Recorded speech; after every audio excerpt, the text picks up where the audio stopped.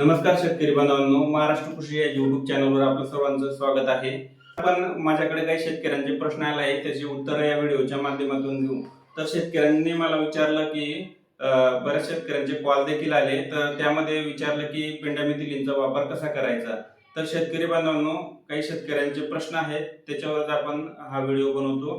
तर शेतकरी बांधवांनो, पेंडामिथिलिनचा वापर जो आहे तो कोरड्यात करावा की नाही करावा, पाणी भरल्यानंतर करावा की पाणी भरायच्या अगोदर करावा, लागवडीच्या आधी करावा की लागवडीनंतर करावा, हे असे बरेच प्रश्न माझ्याकडे आले. तर त्यामुळे मी हा व्हिडिओ या ठिकाणी बनवतोय. तर पेंडामिथिलिन वापरताना कोरड्यात वापरलं तरी चालेल, लागवडीच्या पूर्वी वापरलं तरी चालेल, लागवडी नंतर वापरलं तरी चालेल.